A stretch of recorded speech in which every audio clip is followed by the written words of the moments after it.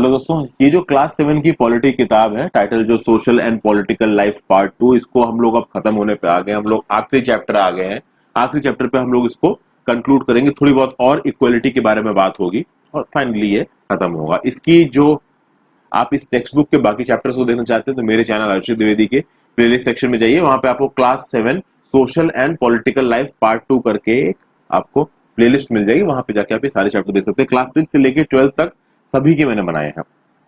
तो इसकी शुरुआत करते हैं। देखिए, पहले पेज पे कुछ फोटोज सी दिख रही हैं। इन फोटोज को हमने पहले देखा है।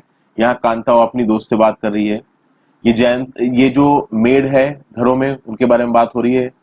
इसके बारे में हमने पहले भी देखा है। ये वो वीवर्स हैं जो अपना कपड़ा सिल के वापस जा रहे हैं। ये एक छोटा ट्रेडर था जो कि वीकली मार्केट में था। यहाँ पे हमने रुकैया हुसैन बेगम की एक स्टोरी देखी थी। तो यहाँ पे एक बेटे और बाप के बीच का डिस्कशन है, जहां पे बेटा बोलना चाह रहा है कि मैं हिस्ट्री पढ़ना चाहता हूँ और बाप कह रहा है कि नहीं, हिस्ट्री मत पढ़ो, साइंस पढ़ो, क्योंकि उसका स्कोप ज्यादा है।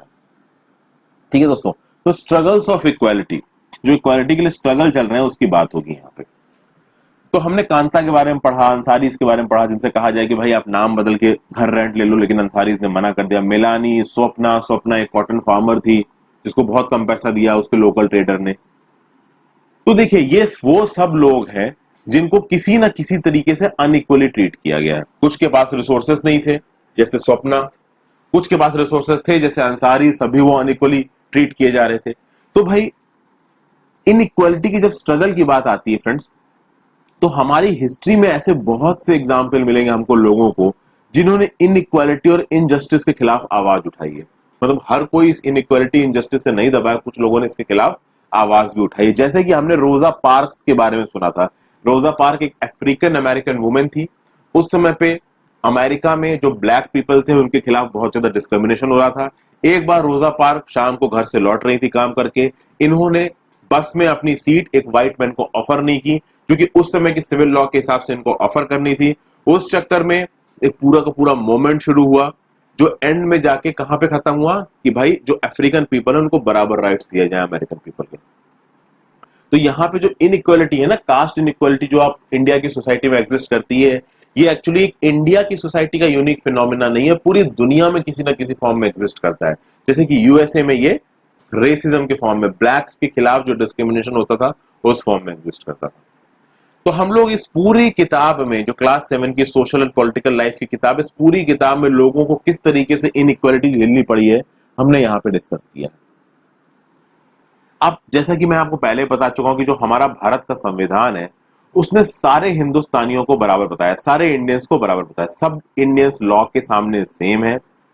किसी भी पर्सन के अगेंस्ट में डिस्क्रिमिनेशन नहीं किया जा सकता on the basis of religion, sex, caste, या फिर वो अमीर है या गरीब है। इन सब बेसिस पे उसके खिलाफ डिस्क्रिमिनेशन नहीं हो सकता है। यूनिवर्सल एडल्ट फ्रेंचाइज का सिद्धांत है, हर एडल्ट को इक्वल राइट टू वोट है। हर एडल्ट के वोट की एक ही कीमत होगी, चाहे वो मुकेश अंबानी हो, चाहे वो एक डेली वेजर हो जो दिन के 300-400 रुपए भी मुश्किल से कमाता है। और इसीलिए लोगों के पास ये ताकत है कि वो बैलेट बॉक्स में अपनी ताकत को इस्तेमाल करके अपने रिप्रेजेंटेटिव्स को चुन सकते हैं और फिर वो रिप्रेजेंटेटिव्स उनके बिहाफ पे रूल करेंगे या एडमिनिस्ट्रेशन को चलाएंगे। रूल करना बोलना तो ठीक नहीं होगा, they will run the administration on their behalf. वो पब्लिक रिप्रेजेंटेटिव है। ओके, लेकिन भले ही जब हम वोट डालते हैं जो फीलिंग ऑफ इक्वालिटी हमको मिलती है, रियल लाइफ में वो फीलिंग ऑफ इक्वालिटी होती नहीं है। भले ही हमारा एक वोट बाकी के वोटों के बराबर हो, लेकिन जब डेली लाइफ जीने की बात आती है तो बहुत सारे गरीब लोग अमीर लोगों के कंपैरिजन में बहुत ज्यादा डिसएडवांटेज हैं। वो हमने कांता करके जो लेडी थी और उसके जो एम्प्लॉयर थे जैन साहब, उनके केस में पहले देख रखा है। अब धीरे धीरे क्या हो रहा है कि भाई प्राइवेटाइजेशन हो रहा है हेल्थ सर्विसेज का। हेल्थ सर्विसेज का प्राइवेटाइजेशन मतलब बहुत सारे प्राइवेट हॉस्पिटल आ रहे हैं और गवर्नमेंट हॉस्पिटल भी हैं, वो भी इंप्रूव हो रहे हैं, पर उस स्पीड पे इंप्रूव नहीं हो रहे जिस स्पीड पे हमारी आबादी बढ़ी है और लोग भी बहुत सारे गरीब हैं। तो उसके चलते गवर्नमेंट हॉस्पिटल में इनफ रिसोर्सेज नहीं है और जो गरीब लोग हैं भाई वो हेल्थ सर्विसेज प्राइवेट हॉस्पिटल में ले नहीं सकते। इसका हमने एग्जाम्पल कैसे देखा, कांता से देखा, अमन को देखा, हकीम शेख के केस में देखा। हकीम शेख की तबीयत खराब थी भाई, 8 गवर्नमेंट हॉस्पिटल से उनको एडमिट करने से मना कर दिया, फाइनली उनको प्राइवेट हॉस्पिटल में जाना पड़ा। तो बहुत सारे लोग हैं इस देश में जो कि प्राइवेट हेल्थ केयर को अफोर्ड नहीं कर सकते, वो गवर्नमेंट में ही जा सकते और गवर्नमेंट में समय पे इलाज ना मिला तो उनकी जान खतरे में आ सकती है, जैसे कि हकीम शेख में हुआ था। वैसे ही अमन और कांता को अपनी बेटी को ले जाने के लिए पूरे दिन हॉस्पिटल की लाइन में लगना पड़ा। अमन के साथ भी कुछ ऐसा ही हुआ था। ठीक है। प्लस लोगों का यह मानना है कि प्राइवेट हेल्थ केयर सर्विसेज जो होती हैं, expensive private health care services, वो अच्छी होती हैं और जो गवर्नमेंट हेल्थ सर्विसेज होती हैं वो खराब होती हैं। हालांकि ये पूरी तरीके से सही बात नहीं है फ्रेंड्स। गवर्नमेंट हेल्थ सर्विसेज में भी जो डॉक्टर आज की डेट में बैठते हैं, जो गवर्नमेंट डॉक्टर्स होते हैं, वो बहुत पढ़े लिखे और बहुत काबिल होते हैं। ये कभी मत सोचिएगा कि गवर्नमेंट हॉस्पिटल्स में जो डॉक्टर्स बैठे हैं वो काबिल नहीं है, वो बहुत काबिल है। और ये कभी मत सोचिएगा कि अगर एक प्राइवेट अस्पताल में जाके आप अपना इलाज कराओगे तो आपका इलाज अच्छा ही होगा, जरूरी नहीं है। प्राइवेट हॉस्पिटल्स का एक बहुत मेजर वो होता है कि वो कमर्शियल बेसिस पे काम करते हैं। तो वो जो चीज सस्ते में आपको सरकारी हॉस्पिटल देंगे, वही चीज बहुत महंगी करके और बहुत साफ तरीके से और बहुत शानदार तरीके से प्राइवेट वाले आपको देंगे, तो आपको लगेगा कि प्राइवेट अच्छा है, बट ऐसा होता नहीं है। अब ये मेरी थॉट प्रोसेस जहां जहां मैंने देखा है। अब हर चीज हर जगह पे अप्लाई नहीं होती। कुछ जगह पे हो सकता है गवर्नमेंट सर्विसेज हॉस्पिटल थोड़े कम अच्छे हो जाए, प्राइवेट अच्छे हो जाए, वो तो जगह टू जगह डिपेंड करता है। फिर आगे हम कुछ और सोच से देखें तो एक ऐसा आदमी जो जूस बेच के अपना जीवन यापन करता है, अपना खर्चा चलाता है अपना अपने परिवार का, वो मेजर कंपनीज के साथ कंपटीशन नहीं कर सकता जो कि ब्रांडेड ड्रिंक्स बेचती, जैसे कि पेप्सी कंपनी हो गई, कोका कोला हो गई, थम्स अप हो गई। इस टाइप की जो बड़ी ब्रांडेड कंपनीज है ना, जो बड़े बड़े मास स्केल पे ऑपरेट करती हैं, इनके पास पैसा बहुत होता है, एडवर्टीजमेंट में पैसा खत्म करती है, इनके साथ एक नॉर्मल जूस बेचने वाला कंपटीशन नहीं कर सकता। ठीक है, ये एक प्रॉब्लम है।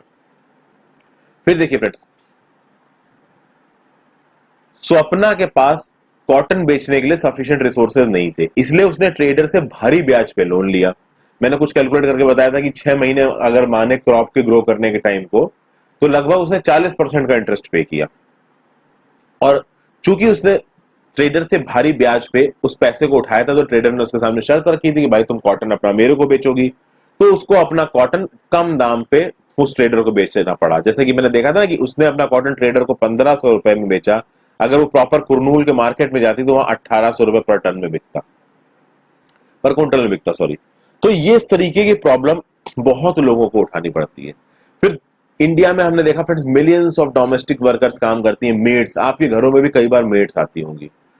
अब बहुत बार इन मेड्स को इंसल्ट झेलनी पड़ती है, हार्डशिप झेलनी पड़ती है, इनको घर में बहुत बहुत काम करना पड़ता है, उस काम के इनको पैसे भी कम मिलते हैं, हर तरीके की परेशानियां इन डोमेस्टिक वर्कर्स को झेलनी पड़ती हैं। अब जरूरी नहीं है कि जहां जहां पे भी डोमेस्टिक वर्कर्स काम करें सब लोग इनको गंदी तरीके से ट्रीट करें, कुछ लोग अच्छी तरीके से भी ट्रीट करते हैं और करना भी चाहिए, पर बहुत जगह ऐसी होती जहां पे इन डोमेस्टिक एड्स को ठीक तरीके से ट्रीट नहीं किया जाता। ये भी मैंने पहले के चैप्टर्स के में देखा था, तो वो चीज गलत है, वो चीज डिस्करेज करनी चाहिए। तो आप कह सकते हो कि poverty and lack of resources continue to be a key reason why so many people's life in India are highly unequal. और ये फिनोमिना केवल यूनिक इंडिया को नहीं है, पूरी दुनिया में फ्रेंड्स ये आपका जो इनइक्वालिटी का सिद्धांत है ये एग्जिस्ट करता है, तो पूरी दुनिया में ये इनइक्वालिटी छाई हुई है।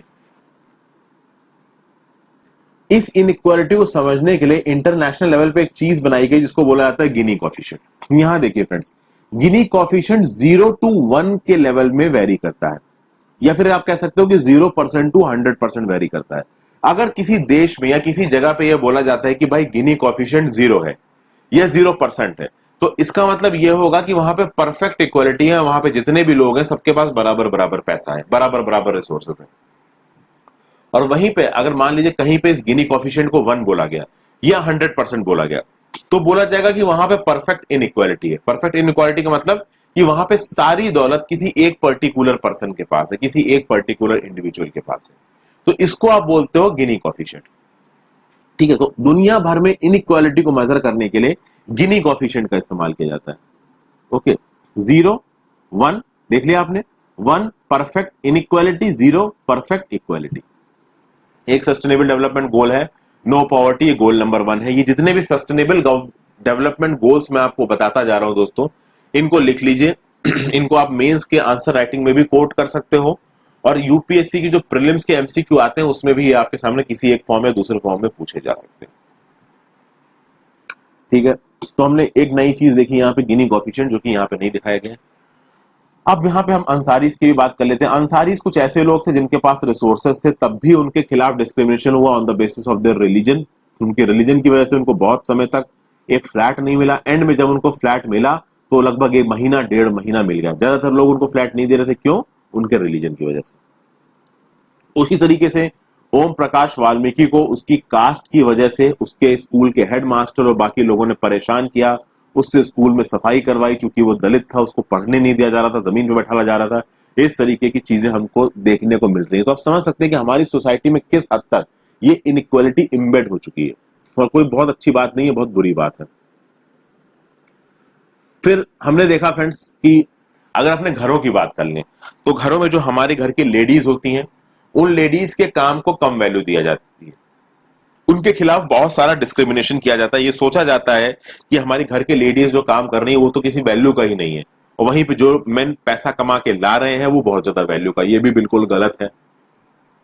ऐसा हम करते क्यों? क्योंकि हमारा जो सोशल बैकग्राउंड, हमारा जो कल्चरल बैकग्राउंड है, उसी ने हमको ये सिखाया है कि वुमेन घर में जो काम कर रही हैं उस काम की कोई वैल्यू नहीं, जबकि ये बिल्कुल गलत है। उस काम की उतनी ही वैल्यू, उस काम में उतनी ही मेहनत है। ये मैं आपको पहले भी बता चुका हूं।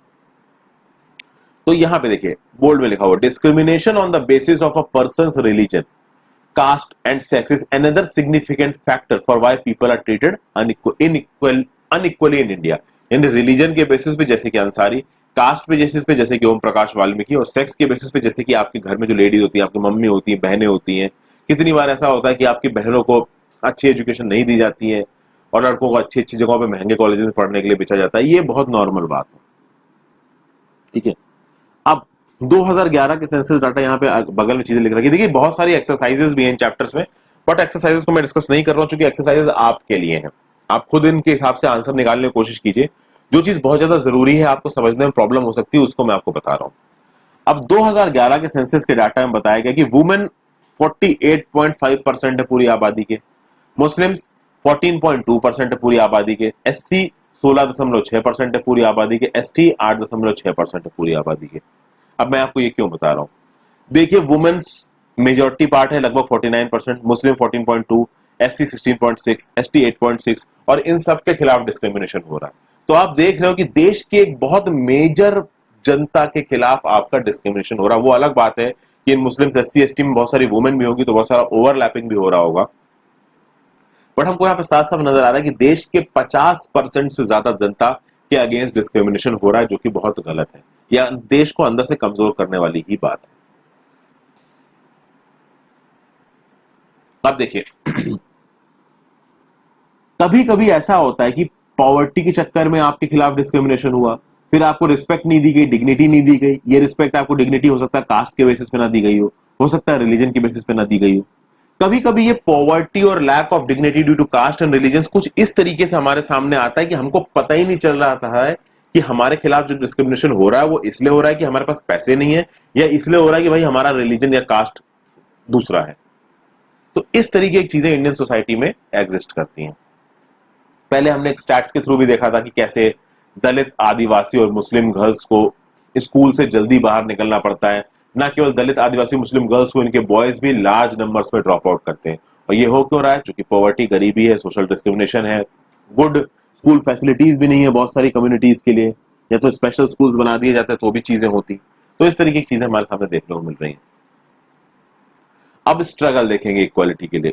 यहाँ पे एक और एसडीजी दिख रहा है, goal number 10, reduced inequalities. I hope आप ये एसडीजी सारे लिखते हुए चल रहे हैं। अब पूरी दुनिया में हर कम्युनिटी में, विलेज में, सिटी और टाउन में कुछ लोगों की रिस्पेक्ट की जाती है। कुछ लोगों की रिस्पेक्ट क्यों की जाती है? क्योंकि पहली बात तो एक रीजन ये है कि वो इनइक्वालिटी के खिलाफ झुके नहीं, उन्होंने इनजस्टिस का सामना किया, इसलिए उनकी रिस्पेक्ट की जाती है।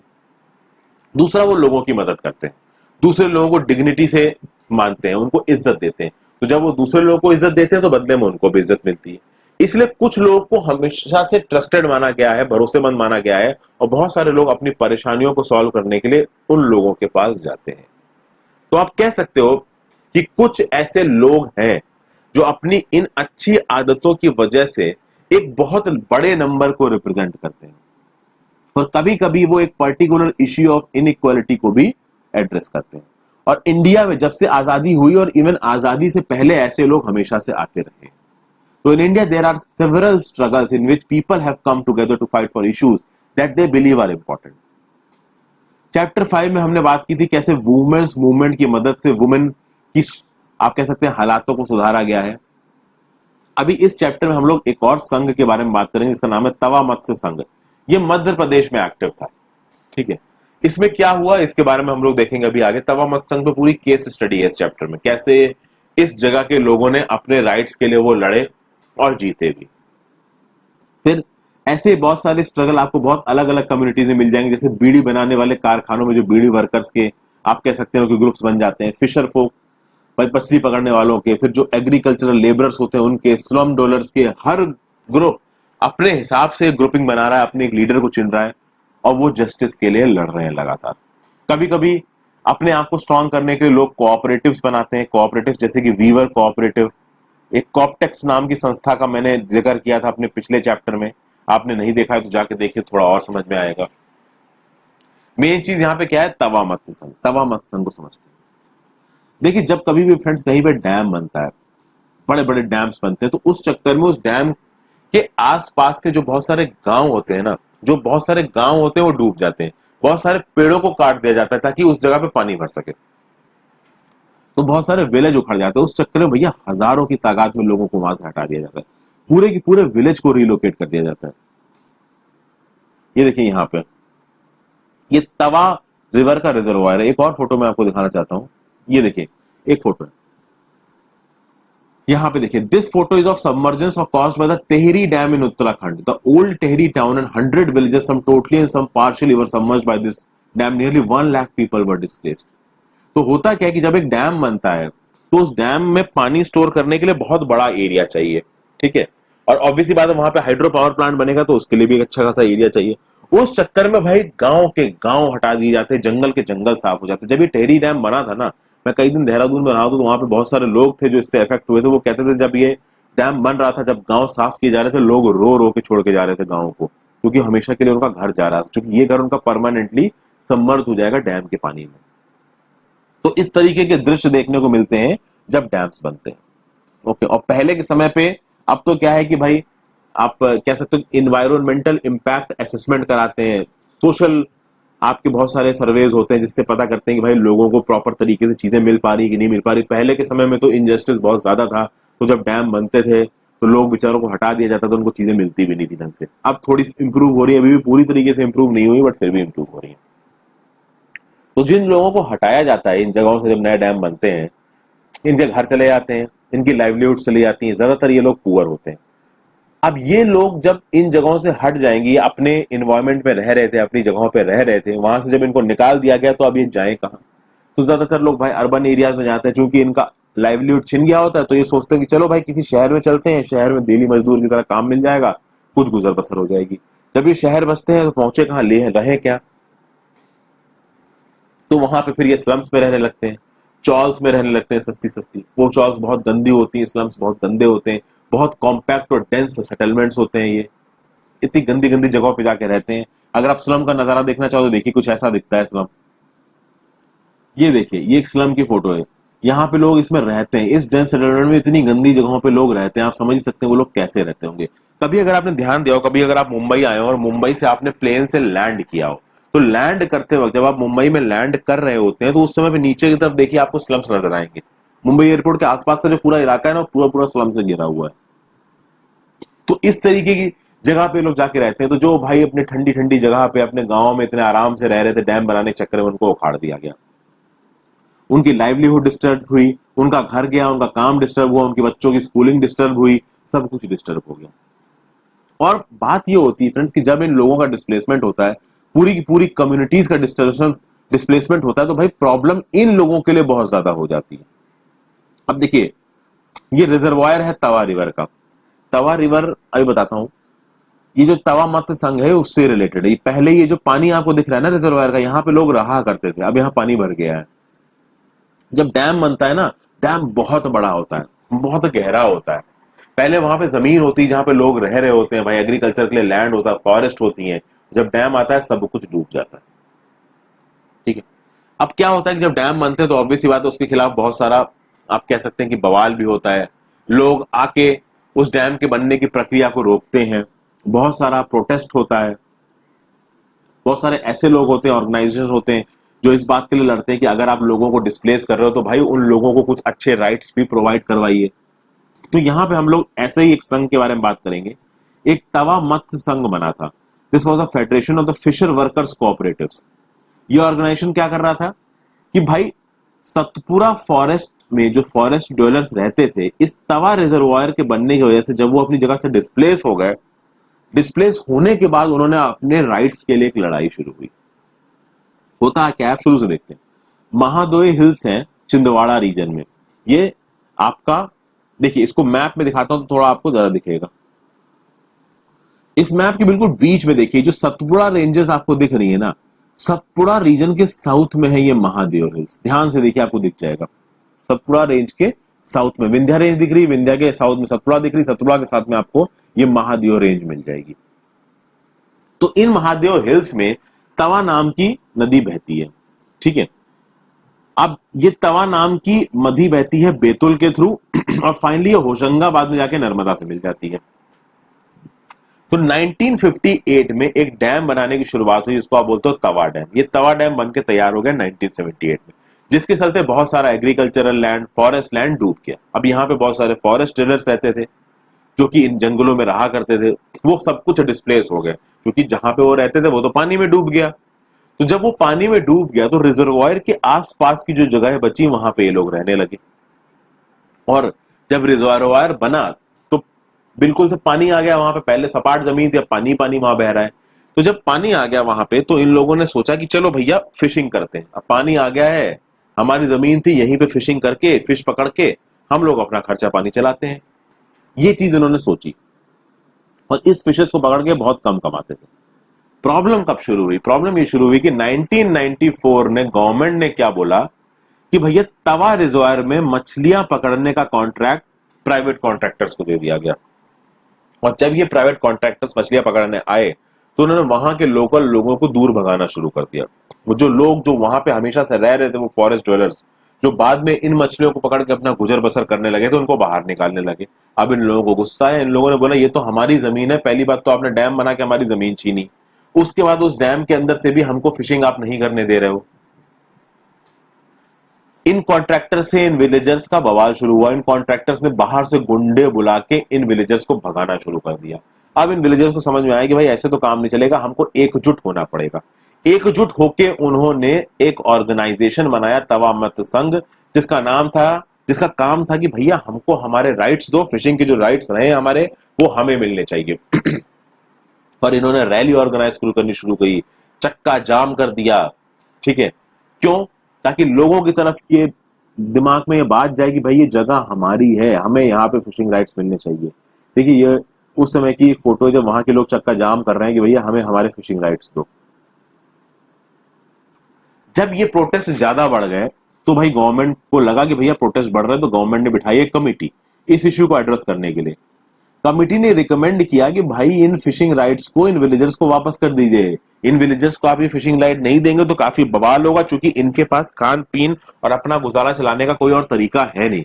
और फाइनली मध्य प्रदेश गवर्नमेंट ने डिसीजन लिया कि भाई तवा डैम की वजह से जो लोग डिस्प्लेस हुए थे उनको इस रिजर्वायर से मछली पकड़ने के राइट्स दिए जाएं। और एक 5 लीज एग्रीमेंट साइन हुआ और 2 जनवरी 1997 को 33 गांव के लोगों ने पहली बार मछली की कैच पकड़ी। ये आप कह सकते हो कि ये उनके लिए एक जीत थी, ठीक है ना। जो राइट उनका छीना गया था, उस राइट को उन्होंने एक ऑर्गेनाइजेशन बना के एक लीगल जंग को लड़के उस राइट को वापस लिया। और चूंकि इससे जब वो मछली के कारोबार में, मछली पकड़ने के कारोबार में घुसे तो उनकी अर्निंग्स भी बढ़ी और वो अपने लाइवलीहुड को बाद में सस्टेन कर पाए। अच्छा, जब उनकी अर्निंग्स कैसे बढ़ी?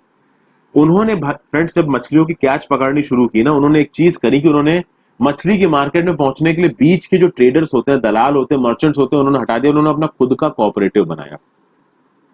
होता है ना कोऑपरेटिव में। अब भैया ये जो इस जगह के लोग थे जो कि डिस्प्लेस हुए थे, इन्होंने अपने कोऑपरेटिव्स बनाए। कोऑपरेटिव्स में मैंने बताया कि बहुत सारे लोग जो कॉमन ऑक्यूपेशन में इन्वॉल्व है वो मिल के एक्टिवली एक दूसरे के हित के लिए काम करते हैं।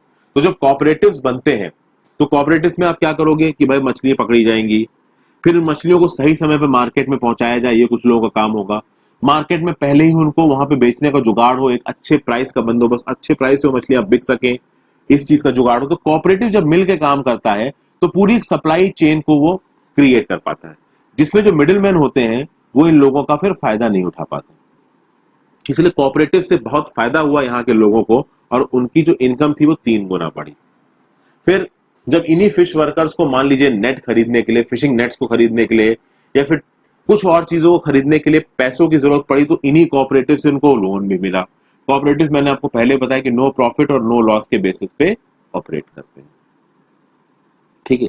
तो इस तरीके से ये देखने को हमको मिलता है कि ये जो टीएमएस है, इसने मिल के एक सिचुएशन जो उनके अगेंस्ट जा रही थी, जो उनके एडवर्स जा रही थी, उसको कैसे उन्होंने अपने फेवर में लेके आया। और जब कोऑपरेटिव्स की तरह लोग मिलकर काम करना शुरू करते हैं तो आप देखोगे कि उनकी एफिशिएंसी ऑटोमेटिकली बढ़ जाती है, वो खुद ही अपने आप से एक अच्छे मैनेजर के रूप में काम करने लगते हैं। देखिए यहां, this is an adaptation of song written as a part of right to information campaign by Vijay Mahajan. आप पढ़िए इसको, आगे देखते हैं। Creative expression through inequality. यहां पे देखिए कुछ लोग प्रोटेस्ट करते हैं इनइक्वालिटी को फाइट करने के लिए। अब ये जो प्रोटेस्ट करने का उनका तरीका होता है, जरूरी नहीं है कि सड़कों पे होते हैं। कुछ लोग अपने कलम से प्रोटेस्ट करते हैं, कुछ लोग अपने आवाज से प्रोटेस्ट करते हैं, कुछ लोग रैलियों में जाके बोल के प्रोटेस्ट करेंगे, कुछ लोग अपने पेन से पोएम्स लिखेंगे, कहानियां लिखेंगे, उन कहानियों से लोगों का ध्यान आकर्षित करेंगे इनइक्वालिटी के लिए। तो राइटिंग से कर रहे हैं लोग, कुछ लोग गा के करेंगे, कुछ लोग डांस करके करेंगे, कुछ लोग प्ले में पार्टिसिपेट करके करेंगे जो आर्टिस्ट होते हैं। तो अलग अलग तरीके हैं इनइक्वालिटी से लड़ने के। तो जरूरी नहीं है कि आप जाके धरना प्रदर्शन करके ही इनइक्वालिटी से लड़ सकते हो, आप बहुत सारी और तरीके की चीजों से भी इनइक्वालिटी से लड़ सकते हो। हमारा जो भारतीय संविधान है फ्रेंड्स, ये एक लिविंग डॉक्यूमेंट है। लिविंग डॉक्यूमेंट मतलब ये बहुत लाइवली है। देखिए हम लोग बराबर हैं, all Indian citizens are equal. ये हमको कहां से अवधारणा मिलती है? ये हमको मिलती है अपने भारतीय संविधान से। हमारा भारतीय संविधान बोलता है सब पीपल बराबर हैं, और जब लोगों को पता चलता है कि हमारे भारतीय संविधान ने बोला है कि हम सब बराबर हैं, तो भाई बहुत अलग अलग मूवमेंट्स आएंगे जस्टिस के लिए, बहुत सारी पोएम्स लिखी जाएंगी, सॉन्ग्स लिखे जाएंगे। आजादी से पहले हम लोगों ने एक बहुत लंबी जंग लड़ी है आजादी पाने के लिए, ठीक है। और इस जंग के बाद ही ऐसा हुआ कि जब हमारे कॉन्स्टिट्यूशनल मेकर्स ने हमारे भारतीय संविधान को लिखा, तो उन्होंने इस बात को इंश्योर किया कि हमारी सोसाइटी के हर तबके को बराबरी मिल सके, हर तबके को जस्टिस मिल सके। तो ये जो देखिए, the fish workers in the Tawa Matsya Sangh hope that the provisions of the constitution will become a reality through their participation in the movement, but by constantly referring to the constitution they use it as a living document, that is something that has real meanings in our life। यानी तवा मत संघ वाले जो लोग थे, इन्होंने जब अपने मूवमेंट को लड़ा तो उनके दिमाग में एक चीज थी कि जो हमारा भारतीय संविधान है वो हमको बराबरी के राइट देता है, और ये भारतीय संविधान के जो राइट्स हैं ये आज भी एप्लीकेबल है, जिसमें भरोसा करके उन्होंने अपनी जंग लड़ी और फिर वो जीते भी, ठीक है। उसके साथ साथ हमारे सोसाइटी में ऐसे भी बहुत से लोग हैं जो रेगुलरली डेमोक्रेसी और इक्वलिटी के आइडिया को बहुत ज्यादा एक्सपेंड कर रहे हैं, ठीक है ना। इक्वलिटी और डेमोक्रेसी ये बहुत डीप डेफिनेशंस होती हैं, और वो डीप डेफिनेशंस आपको धीरे धीरे तब पता चलेंगी जब आप एक लेवल के आगे जाओगे। जैसे फॉर एग्जांपल दोस्तों, कि अगर आप किसी कंपनी में काम करते हो तो इक्वलिटी डेमोक्रेसी की बात क्या होगी कि भाई आपको एक अच्छी तनख्वाह मिले, ठीक है। तो ये तो हो गई अच्छी तनख्वाह मिले। फिर भाई अगर कंपनी ने बहुत ज्यादा प्रॉफिट कमाया है तो डेमोक्रेसी ये बोलेगी कि भाई उस प्रॉफिट का कुछ हिस्सा भी वर्कर्स को मिले। फिर अगर कंपनी बहुत अच्छी चल रही है तो भाई मैनेजमेंट में भी उन वर्कर्स का कुछ हिस्सा हो। तो आप समझ रहे हैं ना कि यहाँ पे डेमोक्रेसी और इक्वलिटी की डेफिनेशन कितनी वाइड होती जा रही है।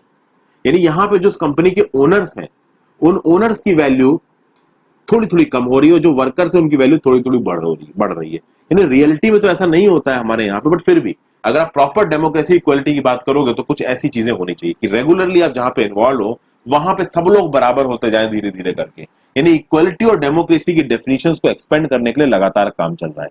उतनी एक्सपेंड हुई नहीं है अभी, बट हो रही है धीरे धीरे। यहाँ पे देखिए एक लेडी बोल रही है, हुआ क्या था कि लखनऊ में 2001 में वुमेन के अगेंस्ट वायलेंस के अगेंस्ट प्रोटेस्ट करने के लिए 1500 लोग एक हियरिंग में मिले थे। कुछ हुआ था कि वायलेंस, वुमेन के अगेंस्ट वायलेंस के कुछ केसेस आए थे और इसके अगेंस्ट में भाई धरना प्रदर्शन करने के लिए 1500 लोग सड़कों पे उतर आए थे। तो ये एक अच्छी चीज थी। ये दिखाता है कि हमारी डेमोक्रेसी स्ट्रांग है। तो इक्वालिटी से रिलेटेड जो भी चीजें हैं, जो भी इश्यूज हैं, वो हमारी डेमोक्रेसी के लिए बहुत ज्यादा जरूरी हैं। और इस किताब में हमने उन्हीं इश्यूज को हाईलाइट किया है, चाहे वो हेल्थ केयर के प्राइवेटाइजेशन की बात हो, चाहे बिजनेस हाइजर्स का मीडिया के ऊपर कंट्रोल हो, चाहे वुमेन के काम को वैल्यू देने की बात हो, चाहे स्मॉल फार्मर्स जो कि दिन भर काम करके, महीनों काम करके कॉटन उगाते हैं, उनको ठीक से पैसा मिलना ना हो। ये सारे इश्यूज पुअर को, मार्जिनलाइज्ड कम्युनिटीज को, दबे कुचलों को अफेक्ट करते हैं और जरूरी है कि इन दबे कुचलों की मदद की जाए। इसीलिए this is the core of the struggle for equality in democracy. जो भी इश्यूज आते हैं नीचे के लेवल पे लोगों को, उनको हम कितने अच्छी तरीके से आने वाले समय में सॉल्व कर पाएंगे, ये इस बात को डिसाइड करेगा कि हमारी डेमोक्रेसी कितनी अच्छी है। ठीक है। उसके बाद the dignity and self respect of each person and their community can only be realised if they have adequate resources to support and nurture their families and they are not discriminated against. यानी कि एक person के पास उसकी dignity है कि नहीं है, उसकी सेल्फ रिस्पेक्ट है कि नहीं है, उसकी कम्युनिटी की सेल्फ रिस्पेक्ट है कि नहीं है, ये तभी हो सकता है जब उस पर्सन को एडिक्वेट अमाउंट ऑफ रिसोर्सेज दिए जाएं, ताकि वो अपना पालन पोषण कर सके और अपनी फैमिली का भी पालन पोषण कर सके और उनके खिलाफ किसी भी तरीके का डिस्क्रिमिनेशन ना हो। यहाँ पे वो रेफरेंसेज है जो कि इन किताबों में इस्तेमाल किए गए हैं। जैसे हुसैन सखावत रुकैया का जो आपका स्टोरी थी, वो फेमिनिस्ट प्लस न्यूयॉर्क से उठाया गया है। उसी तरीके से बाकी चीजें और दूसरी जगहों से उठाई गई हैं। ठीक है। तो ये इसके रेफरेंसेस हैं। ये किताब ऑलमोस्ट खत्म हो गई, तो सारे रेफरेंसेस दिए गए। यहाँ पे इंडिया का पॉलिटिकल मैप दे रखा है, आप इसको पॉज करके देख सकते हो। तो आई होप ये वीडियो आपको पसंद आई हो तो फ्रेंड्स लाइक जरूर कर दीजिएगा और चैनल को सब्सक्राइब किए बिना मत जाइएगा। Thank you for watching, have a great day.